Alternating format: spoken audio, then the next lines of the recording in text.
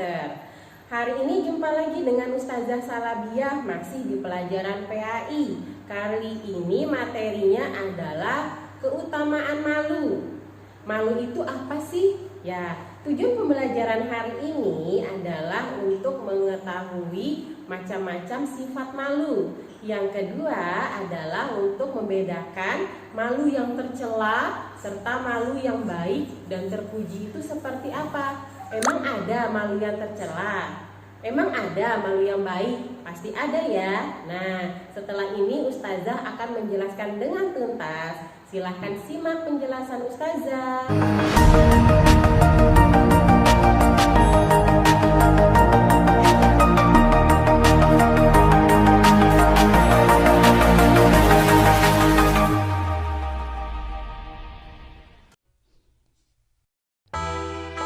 Al-haya'u minal iman.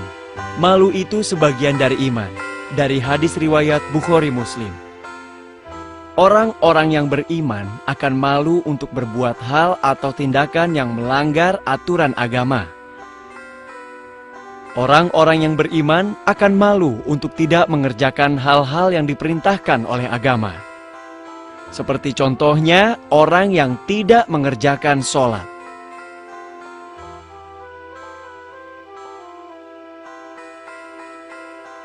Orang yang tidak mau berpuasa di bulan Ramadan.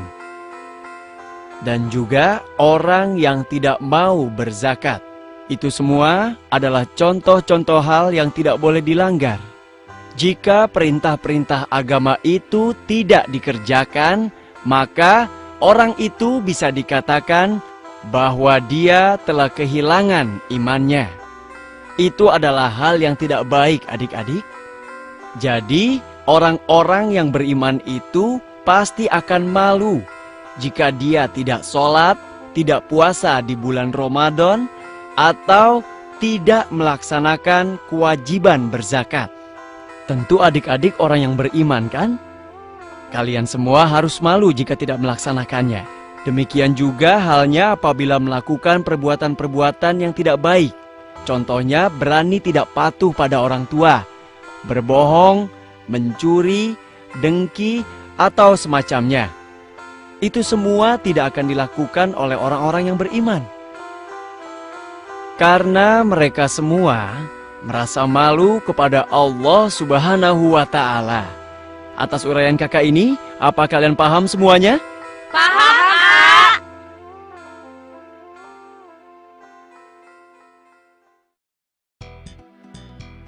Al-haya'u minal iman.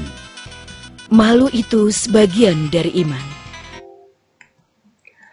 Keutamaan sifat malu. Malu merupakan salah satu sifat yang mulia. Nabi Muhammad SAW bersabda, Al-imanu bid'un wa sab'una syu'batan wal haya'u syu'batum minal iman. Iman itu ada 70 cabang lebih sedikit. Malu adalah salah satu cabang dari iman. Hadis riwayat Muslim. Malu akan Allah Subhanahu wa Ta'ala merupakan salah satu akhlak mulia dan sifat paling utama. Orang yang memiliki sifat malu terhadap penciptanya senantiasa berusaha melaksanakan perintahnya serta meninggalkan larangannya.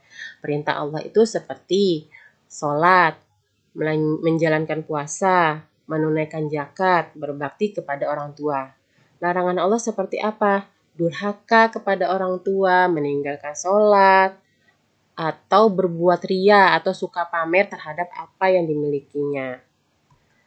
Karena malu merupakan sebagian dari keimanan kita, kehilangan rasa malu berarti kehilangan sebagian iman kita. Dan tidak sempurna keimanan seseorang jika tidak mampu menjaga rasa malunya. Menjaga rasa malu sama dengan menjaga keimanan kita agar tetap sempurna.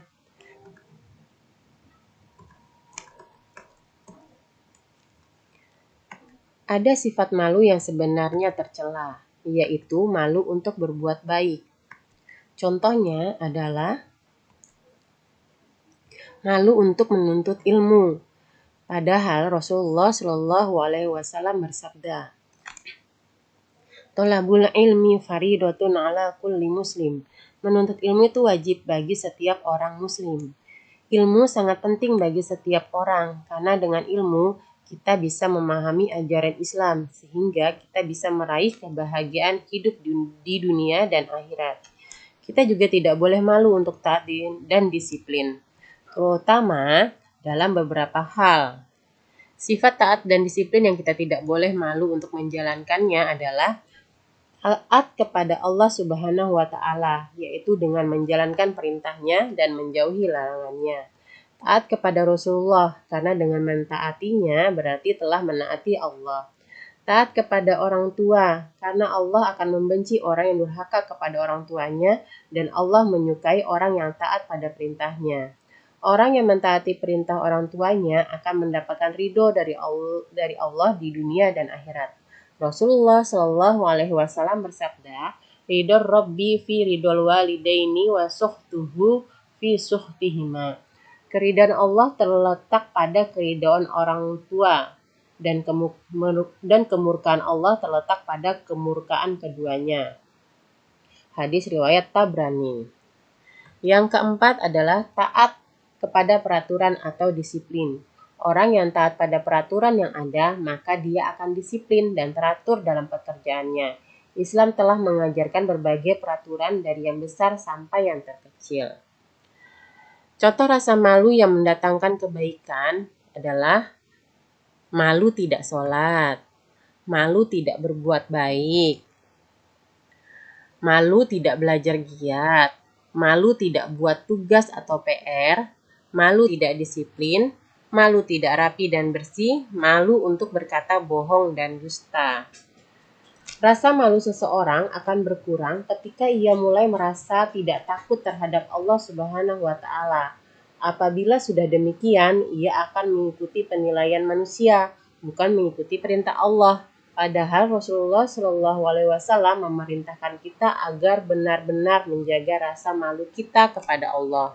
Dan semoga dengan kita mempunyai rasa malu akan meningkatkan ketakwaan kita kepada Allah Subhanahu wa Ta'ala. Amin.